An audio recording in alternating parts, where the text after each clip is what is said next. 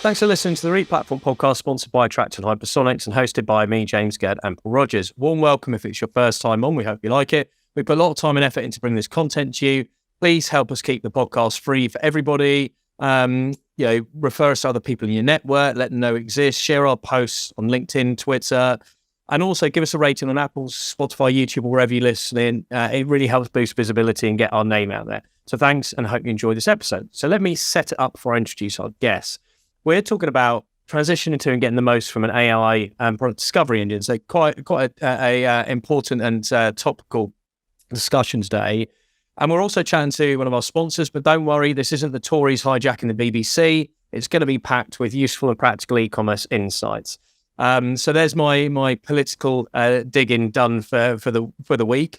But the reason why we're talking about product discovery is because e-commerce has evolved from where people talk about search and browse, recommendations, personalisation as if they were distinct capabilities, and now focus on what product discovery is, how people find and how you personalise the experience across all of these different user journeys.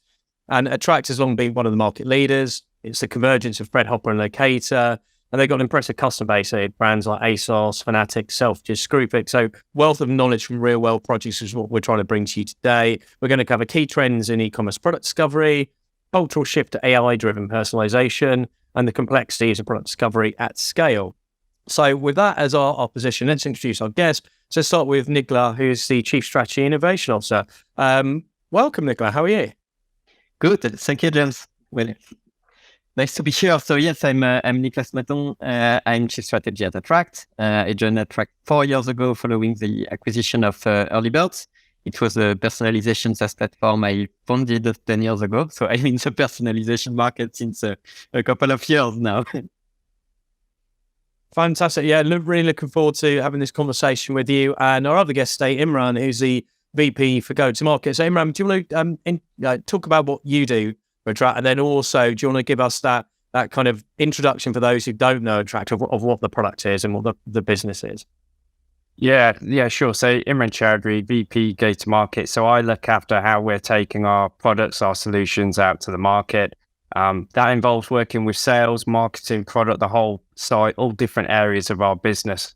What's quite nice is it gets quite a lot of time with both the product team and the customers. So hopefully some of the insights to share are going to be valuable.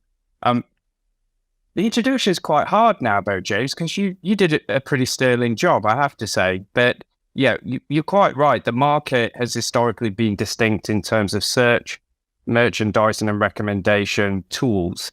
And with that, you get disparate systems, disparate consoles, configurations, and then siloed data. And we all know that the customer journey when you're going through discovery, how you find something, how you discover something, how you get to see the right product at the right time through recommendations or personalization.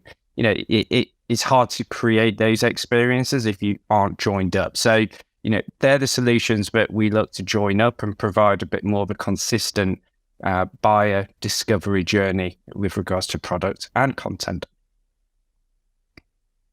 Lovely. So I'll ask the first question and warm up everyone's brain a little bit around product discovery and e-com. So obviously there's a lot of, skepticism and concern around the economy at the moment and globally, but particularly in the UK and Europe. How is this impacting the kind of buyer's mindset, and how is this impacting, you guys and your market and demand? Yeah, sure. I'll take that one if that's all right, Nicolas. So we actually launched 2 reports recently. The obvious one, peak trading report, everyone kind of does it, don't they?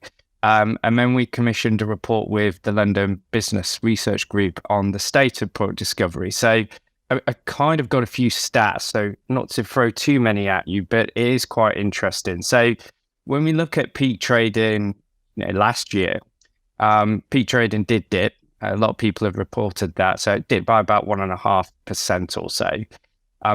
What's interesting, though, is Black Friday. So Black Friday accounted for only 11% of that total week.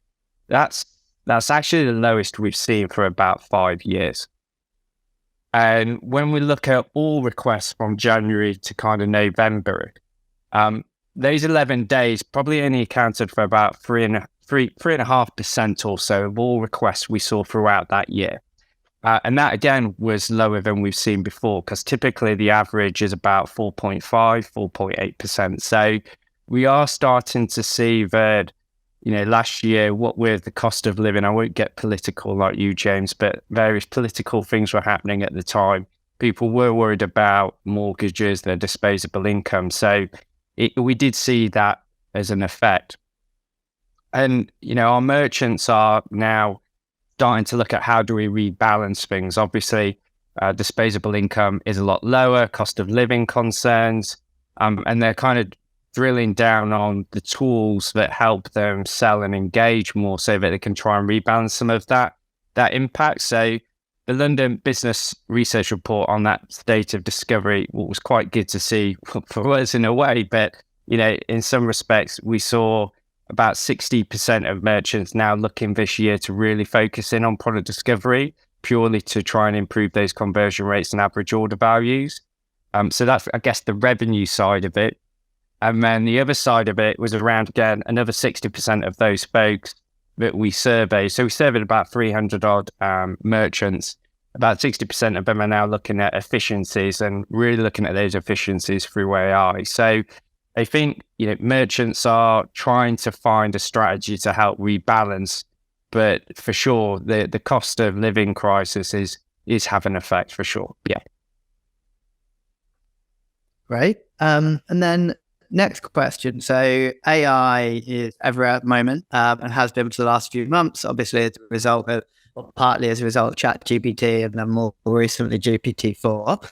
And lots of people are talking about like use cases and the overall impact. I'd imagine a lot of your customers would move from manual or kind of rule-based approaches. Can you talk us through the operational impact for e-com teams and maybe kind of your view on how you get the optimal balance between the two approaches? Yes, sure. So the first big impact for those teams is in terms of change of mindset. They are used to control everything, to create a lot of rules, and many times they end up with a website which is controlled by hundreds of different rules for each category and things like that. And they need to change their mindset on that. Trying to apply AI to a fully rule-based configuration is very challenging because it does not give room for the AI to learn, basically. And AI needs to have room to express itself. And so it's better to start by removing as many rules as possible, activate AI, and then apply rules where you want to add more curation or drive a little more what will be presented to your shopper. So it could sound a little like something complex or that will take time, but actually it's also a good opportunity to do a big cleaning. We see many clients where they build those rules like years and years and years with different people working on it. And not everyone understands everything that is configured on the website. So the AI is also a good opportunity to clean that, to start fresh, and to concentrate on what will be the game-changing rules for your business. So really to work on what is strategic in terms of rules and not things which are just there to decide how to present products, but without really meaning behind that. It also allows you to maximize ROI because you will free up some time from merchandiser and you will very focus on what is business critical. And from your experience, in terms of how people need to think about making the adoption successful, is it about being sensible in how you roll out? If you're moving from rules-based, where you said, there are some sites that have hundreds and hundreds, and trying to unpick them is quite challenging, where you have global rules, local category specific. How would you recommend they approach it rather than doing a big bang? Is it about taking category by category? How would you approach? Yes, so you could definitely do that category by category. For our international clients, sometimes they will start on a country or a market which is probably not the big one. So they will start with a smaller market to do some tests. You can also approach it by use case. So perhaps, for example, you can start with some simple use case like product similarity or complementarity, it's quite simple because it's something really mature, but also it's where you will find a lot of ROI. So it's a good way to start because you will leverage it quite easily and quite quickly.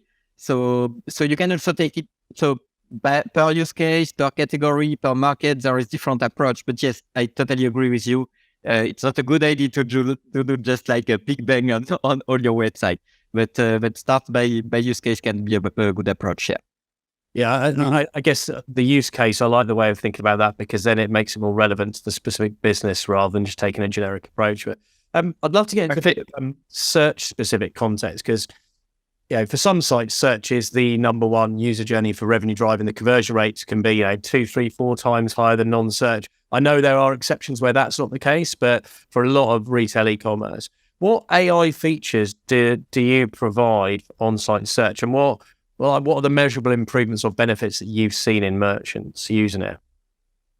Yeah, so if I can just go back one, if that's all right, James, just to the use case piece. I will come to search, don't worry. But just in terms of what I guess Nicolas started with, the mindset, that is possibly one of the greater challenges that we see of those organizations that are moving from, a traditional manual way of doing things to then starting to think of using AI. That mindset and that trust is kind of one of the big challenges that we see. So the idea not only around the use cases to grow into, but the use cases to also grow confidence and trust. That's kind of what we also see as kind of one of the big things that we work with customers on. It is a change, so it's kind of little and often, and then kind of mature as you start to learn, but also how you start to then build confidence in it. Okay, so search, I think from a search perspective, what we're seeing is merchants are trying to uncover revenue, and they're doing that they've been doing it for many years in terms of optimizing search for many years, but now they're kind of looking at focusing on the long tail of search. So that's kind of where you're seeing a very low volume of search queries, but the type of search queries that you've got are highly unique. Yeah. So because it's low volume and it's very unique in every one of those search queries, often, there's no real optimization or focus on them. So typically that's where you start to see those zero search results, or you see a result which is kind of highly irrelevant. So one of the examples we saw with Waitrose was, historically you go type in Oyster Bay wine and you'd get oyster sauce, which you don't want to be drinking copious amounts of that. So that was kind of, a fringe example, which we're able to deal with. That's now fixed, which is good. But it gives you an example of what people are trying to search for, but maybe not being picked up in kind of your trend reports or in high volumes, but there's revenue there. We roughly see about 20% of all search queries kind of falling into this long tail. And what we know is there's a commercial value to every search query that you make. It's roughly about £4 on average. Okay. So in an area that if you can try and figure a way to improve it, there's some revenue that you can start to get back. The challenge is, it's a lot of effort and a lot of time, which actually in traditional ways, it just doesn't pay off. Yeah. So that's kind of where we see low hanging fruit, whereby AI can actually take on some of that burden for you.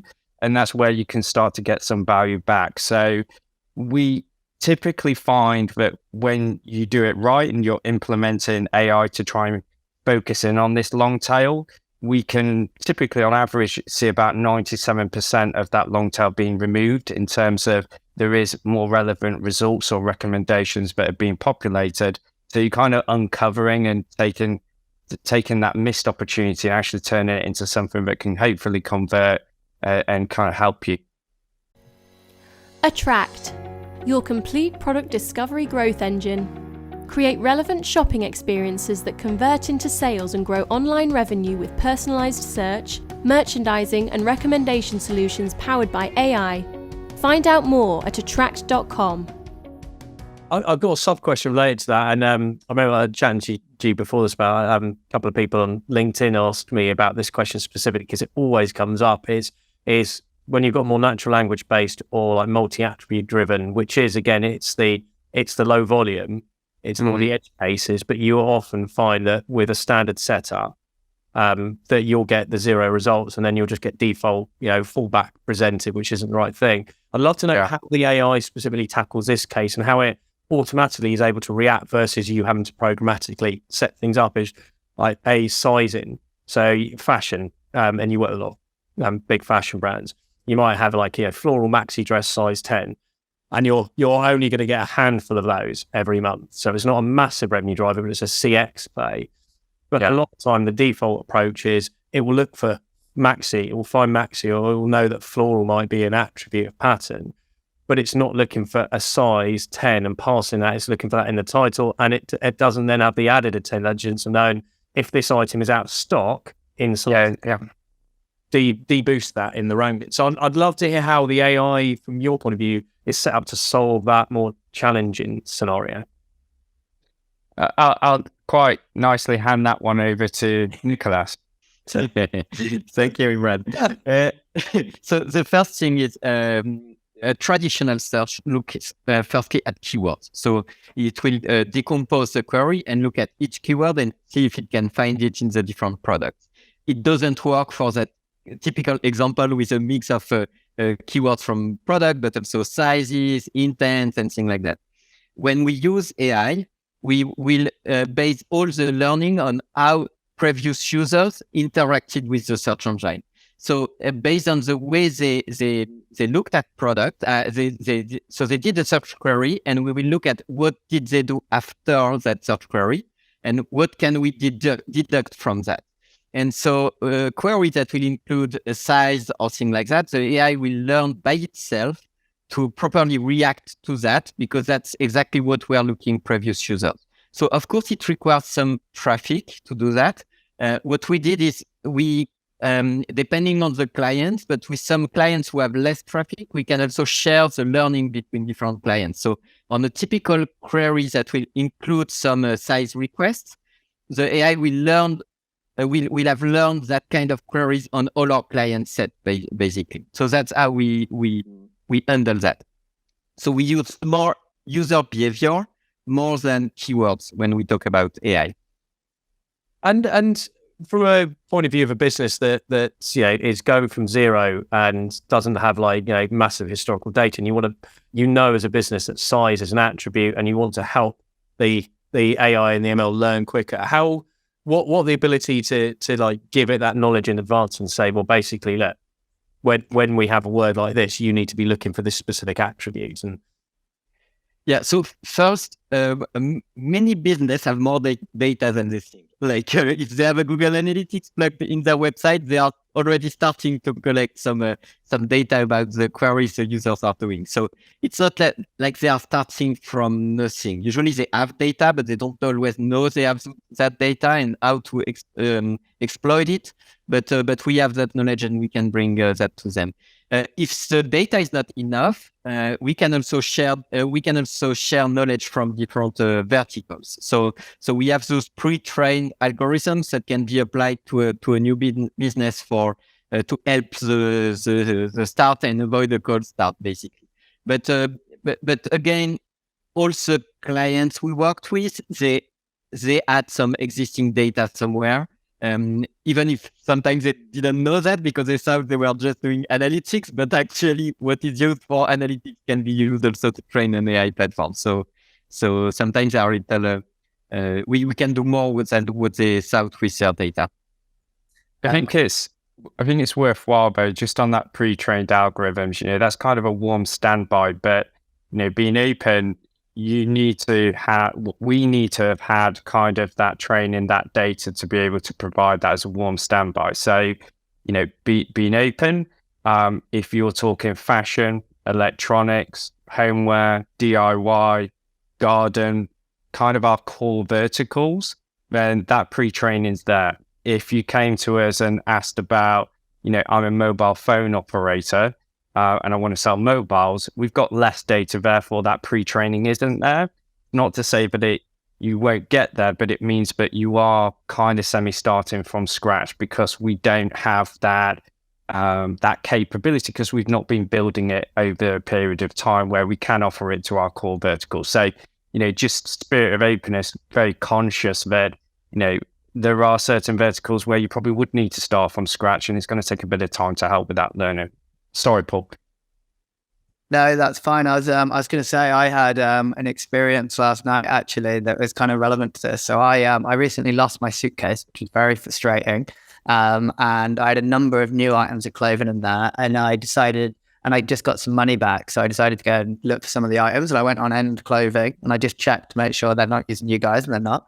But I was using the search to basically look for some of the items, and I was typing in brand plus gender, and then I was looking for like the cheaper stuff, so brand plus sale. And I was getting such a misrepresentative set of product back. So I didn't realize to start off with. And then afterwards, I was like, they must have more of this brand.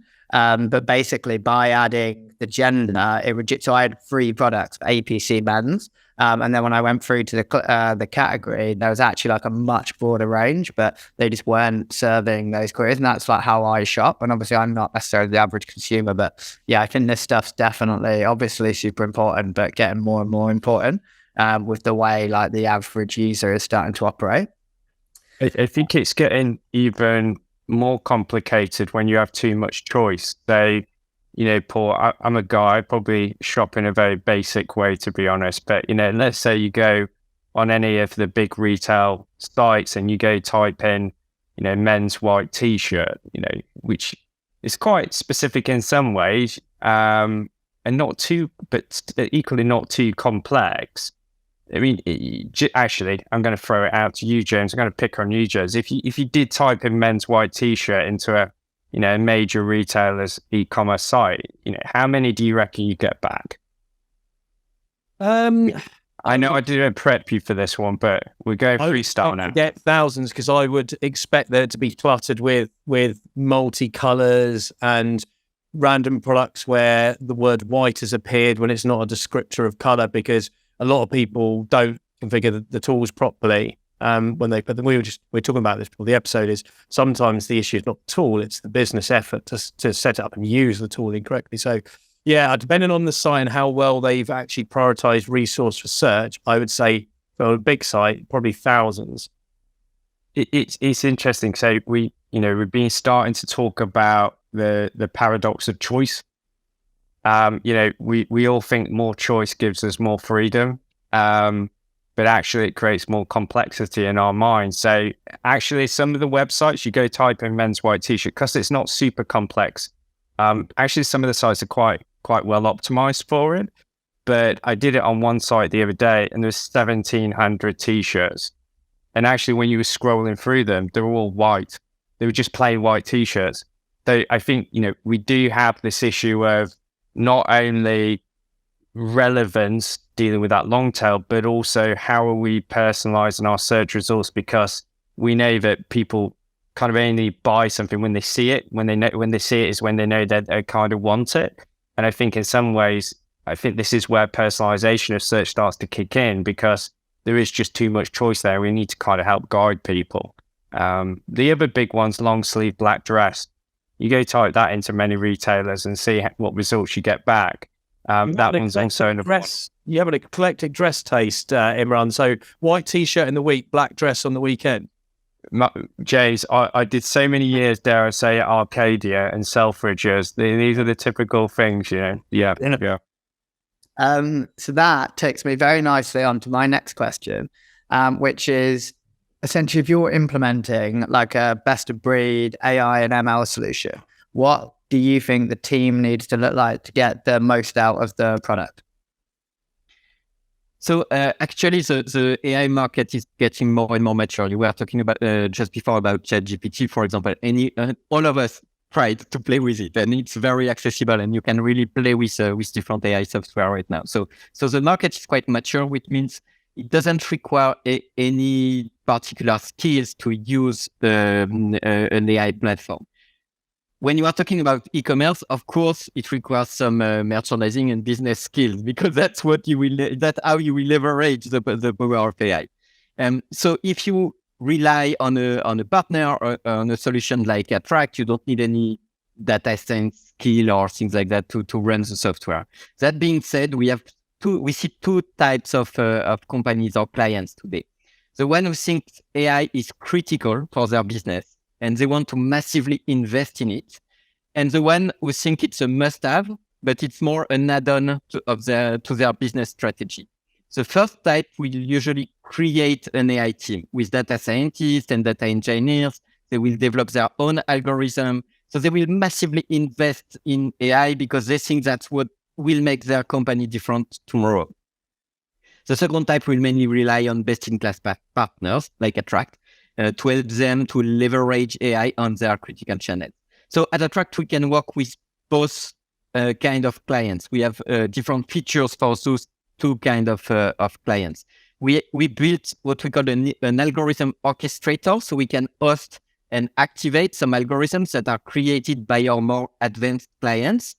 So we allow them to add a level of human control on top of their algorithm, which is quite interesting because usually when they create data science teams, it's just for the data scientists love to work on the best models that will generate the more ROI and things like that. But they sometimes forget the business part of the expertise of the merchandiser in it. And so they don't give a lot of power to the merchandisers. Will manually curate some products sometimes, but also define what is the strategy of the business. And so we allow them to add that layer of human control on top of what is automated by AI. So that's for the first kind of clients which are very advanced. And the other kind of clients, we have a library with some pre-built algorithms. They just need to pick the one they want and play with it, test them, etc. But there is nothing technical, nothing mathematical, and they are totally, it's accessible to anyone. Hypersonics helps e-commerce companies make more profit every day.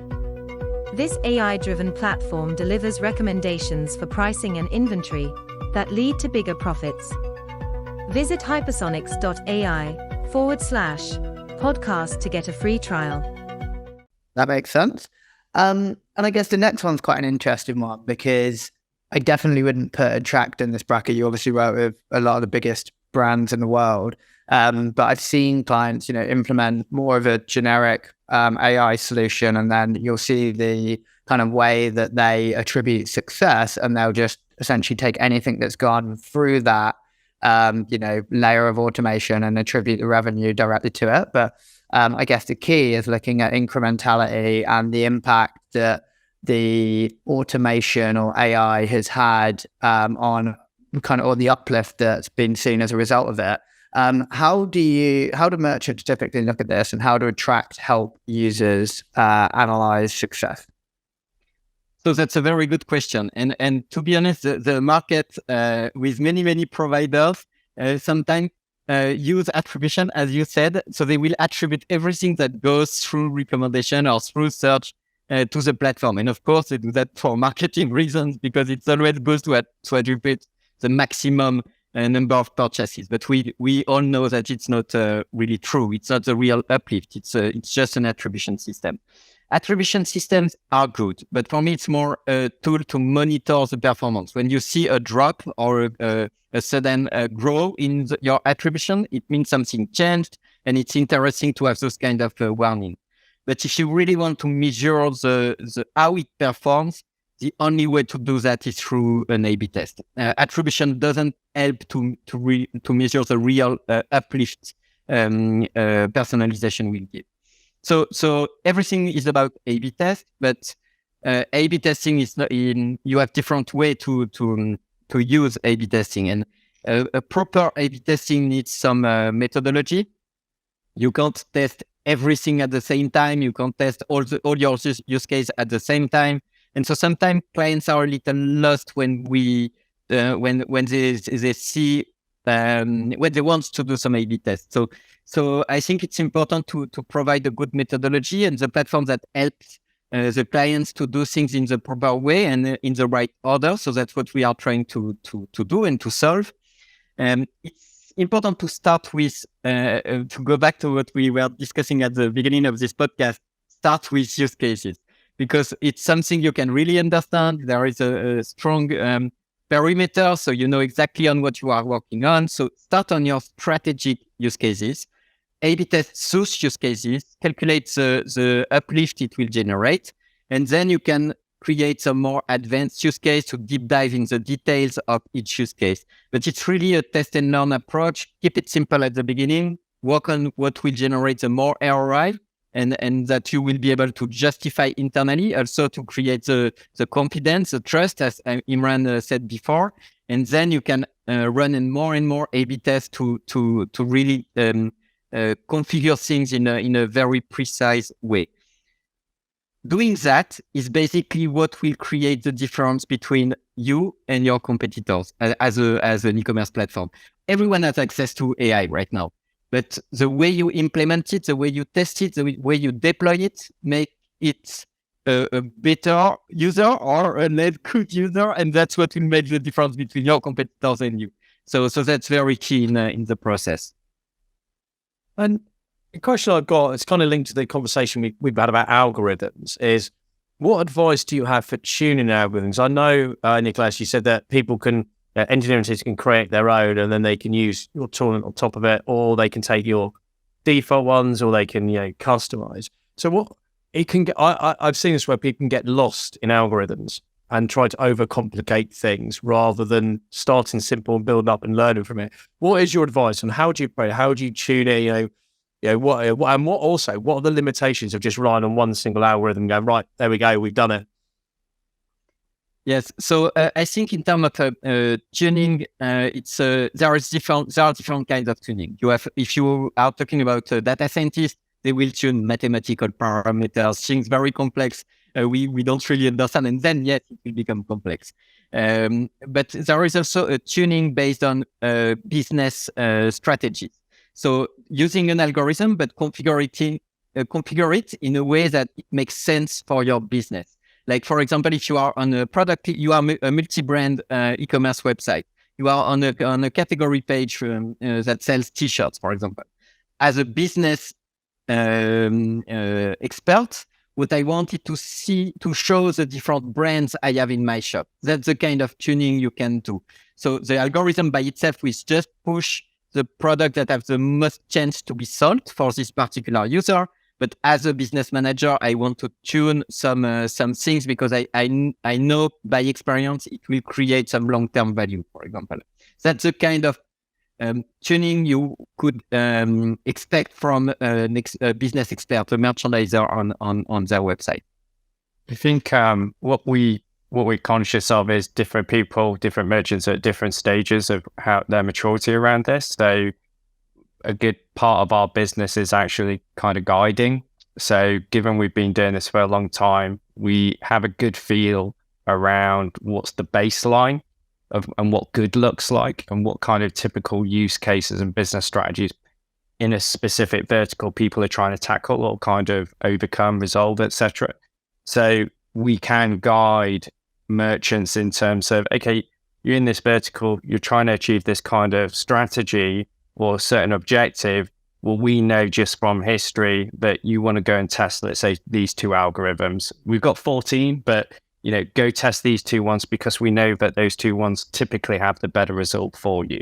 So it does depend on your maturity, but equally what we try to do is be there to help guide people rather than just selling the tool. It's kind of trying to guide them with the experiences we've had in the verticals that we look after.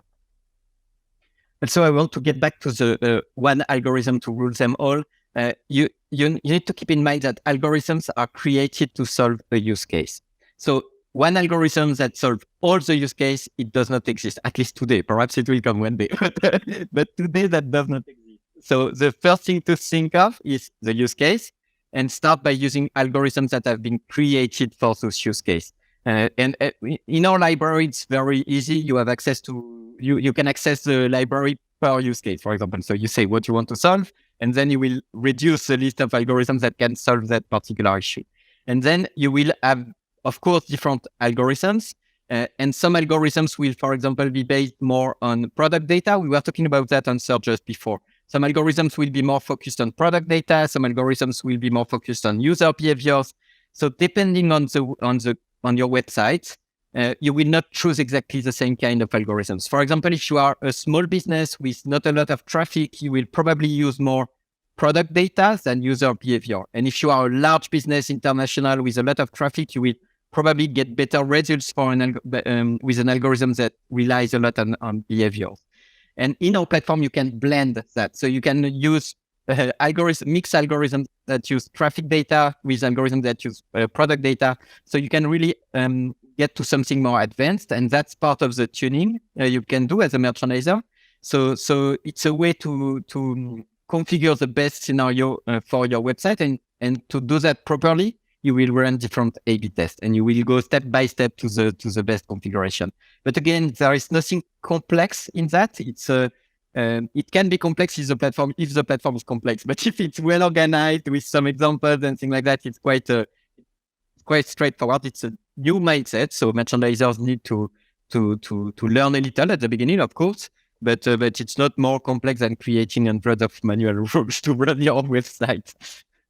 Do you think we need to kind of, as an industry, start to get away from thinking, this vendor, that's the best algorithm that you can go and choose? I think, to Nicolas's point, it's based on the use case, but also the flexibility to be able to go and A/B test all these different algorithms. As I said, we've got a library of algorithms, continue to develop them, but we've always been of the mind frame that this kind of needs to be open. So if you want to bring Sensei or Einstein into our platform and perform an A/B test, or you have a data science team and they're building their own algorithms, but they need somewhere to kind of manage them or test them or even blend them with other algorithms.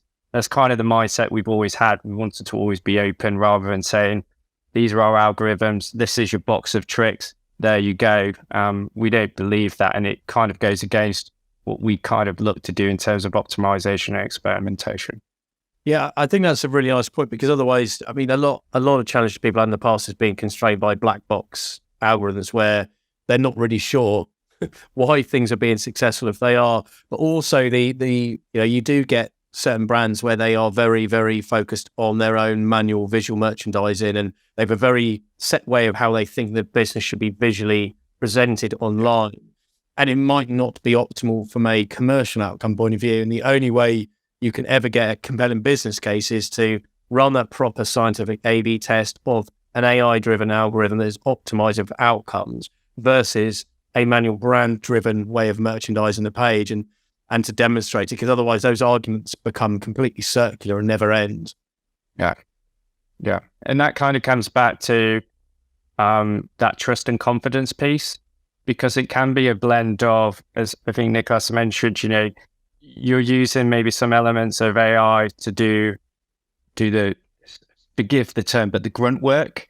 But you are using your merchandisers that have that tacit knowledge of understanding how to curate to then go and kind of direct and guide the direction of what is being curated from the algorithm, as it were. So we kind of see it as, and it's another kind of industry thing of it's one or the other. It's either all manual or it's all being handed off to AI. We kind of don't really agree with that. We think there's actually a place for kind of, there is an element of manual that's needed in some instances, some whereby business as usual, actually probably AI could do it in an automated way, but there's kind of this middle ground where they come together. And I think that's kind of what we see more often, is the control of it from the merchants. Yeah, I think that's a really nice point to make, actually, is that AI isn't human independent, because the ability to give it parameters to make smarter decisions at scale, but still maintain an ability. Because there will always be that need to curate stories and ensure, especially if you're a multi-brand, you might have some commercial contractual obligations to not constantly push this brand that seems to get a stronger conversion rate, which an algorithm could do if you target it purely on the conversion rate. So yeah, interesting. The question I've got on tracking, actually, and I think this is really important for people listening, is, I think the last few years have been loads to talk about the evolution to cookieless world and the issue with third-party cookies and challenges with setting up first-party cookie tracking. Can you talk people through how you handle the ability to track these user journeys and to maximize that data capture piece. Sure. So first, Attraqt never really relied only on cookies. There is different ways to track users.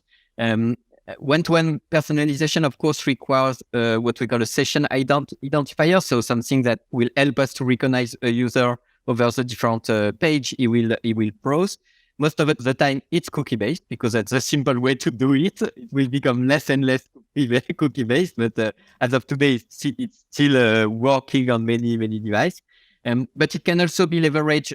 It can also leverage other technical features like local storage, fingerprinting. We can also rely on IDs that are provided by ads network like Google, Facebook. They provide their own IDs to track users. We can rely on that. And of course, when the user is logged in, it's way easier. We have access to their account IDs, their loyalty card. We can also use a credit card fingerprint. So there are different ways to be able to understand that this user did this specific thing on the website. Sometimes you don't have access to any user ID because the user refused all the cookie. You don't want to share any data. So you can't really do one-to-one personalization because it's not what the user wants. And no problem with that. It's part of the trust that we build with the end user. So what we can do in that, when it happens, we can still personalize, but in a one-to-many way. So we will understand some threats about this user. So we will personalize to those threats, but not really to this user in particular. And so that's a fallback when we can't, when the user don't want to share enough data, so we can personalize things. Also, I want to highlight that what is really important is to create a relationship between the user, the shopper, and the brand. And so explaining why you need to track those data helps a lot. And usually what we see is that users are ready to share data for personalization. They are less ready to share data for ads. So explaining really what is the benefit for them to share the data. And we can do that in the cookie policy because they can really check and uncheck exactly what they want to use and why they are ready to share their data. If it's well explained, we can get some very interesting data from the user. They like personalization, like they are using Netflix, Spotify, etc. They like things which are personalized. Yeah, they just don't like constant ads, do they? Yeah, exactly. Great. And then moving on to the kind of implementation and performance side. So a lot of people, I think the use Attraqt would go down the client side, kind of, JavaScript front end implementation route, which can have an impact on performance. And then equally the server side route can be a lot more complex, and achieving some of the personalization side is a lot more complex. What's your advice for the best implementation route? And how do your typical implementation? So I think you said everything. Well, basically, you have one implementation that is quick and easy, but less performance, the client-side implementation. And then you have the one which is more future-proof. So our advice is to start with a client-side implementation because it's very easy to run A/B test on a server-side, on a client-side implementation. It's quick to deploy, so you can start validating the ROI and justifying the investment it will require to go to server-side implementation. But at the end, what we see with all our clients, the one who moved from a client-side implementation to a server-side implementation, so their ROI increased. Basically, mainly for performance reasons, and as you know, the display speed on internet is key. You can really improve your ROI just by accelerating the display time of the page, and so that's something you can do with server-side rendering. So, from a technical point of view, server-side rendering is definitely better, more future-proof, more performant. But from a business point of view, sometimes you want to validate things with a quick and dirty, but quick and quick way of implementing things, and then move to something more technical. Absolutely. And then the last question. So when it comes to B2B, I guess on paper, it should be easier when it comes to product discovery because, most users are logged in and you have a lot more data on the customer, and there's more chance of them being a return customer, etc. But equally, there's usually a lot more complexity around B2B. Do you typically work with B2B merchants, and kind of what advice do you have for B2B users? So being open port is historically not been a key vertical, because our growth has generally been in fashion and the vertical spoke of before. But we have got a number of merchants that are B2B. It is a different challenge, as you say. So you typically have, let's say, custom pricing, custom catalogs, custom buying approvals. That all has an effect on what products should be surfaced to certain individuals in a buying organization. So that obviously has an impact to product discovery. That said, it is possible. It just needs a bit more effort to understand kind of their tech stack, their processes, and uncover the right approach as to how we go and deliver. But what's interesting is that B2B, these catalogs are quite large, quite wide, deep, complex. Buyers typically will use part codes. Those part codes also change. So old part codes get replaced by new ones, and it's kind of, well, how do you make that connection? Because someone might be only familiar with the old part code rather than the new one. We also see that a little bit like grocery, or where you've got these major catalogs, that search is kind of the primary activity to go find or discover something. And in B2B, it's usually very specific terms. So we see a bit more of an elongated kind of long tail. So, if you think about, say, someone that's like a Screwfix, but in the trade world, waterproof electric cable connectors, it's pretty specific, and pretty complex for us to constantly optimizing the search results off the back of that. And that's kind of where we do see AI could help those folks, because it's even more complex than some of the other verticals. It's bigger, it's more complex, it's more volume, and that's kind of where AI really could help with some of those tasks for sure. Nico, did I cover that okay, or is there anything else you wanted to add on that? I know you've had a few engagements in B2B as well.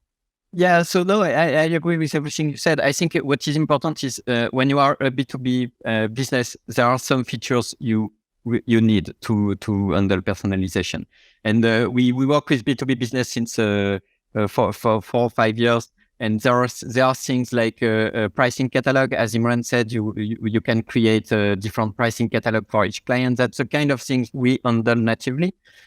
So there are some basic features you can see, not basic technically, but needed by all the B2B business. And that's the kind of things we have natively, and that's the challenge we have.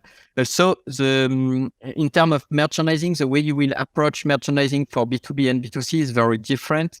On a B2B business, usually you will really merchandise your website based on what you want to display for this specific client. So you will do a kind of manual personalization, because you personalize it for 100 different clients or more, but after you try to automate things, but you have some key clients where you really want to configure manually how they will see their each PLP based on what they usually buy or something like that. So that's the kind of stuff that is that can be done quite easily in our platform too. So as Imran said, it's not our main vertical, definitely. That's not where you will find the more clients in our client base. But we have a couple of B2B clients, and we build some features dedicated to them. Excellent. I feel like we've covered a lot of really interesting topics today. If inevitably some people will have questions on some of the themes we covered, or might want to probe in a bit harder about how they would really integrate and what some of the challenges of implementations, how do they reach out? Yeah, so more than happy for them to reach out to me direct. Obviously, we've got contact forms kind of on the website, so more than welcome to reach out. Maybe just put in the title, reference this podcast, and then that'll kind of get sent to me. But yeah, I think just reach out through the usual channels. You know, Nicolas and I are on LinkedIn, etc. But if you reference this podcast in the contact us form on our website, you'll get to us straight. And hopefully, from memory, our marketing team have created a few CTAs with some of the reports I mentioned earlier as well, James. So hopefully that helps with people. Cool. And Imran, Nicolas, really appreciate you taking the time. Really enjoyed it. I love product discovery. I think it's such an important area, and no site gets it 100% right. We all know it. There's always opportunities to improve, whether it's merchandising, search, whatever. So appreciate you taking the time, and thanks everyone for listening. Do reach out to Imran and Nicolas if you've got more questions. Keep an ear open for the next episode. We drop them every week, and do give us that rating on Apple, Spotify, or YouTube, or wherever you're listening. Thanks very much, everybody.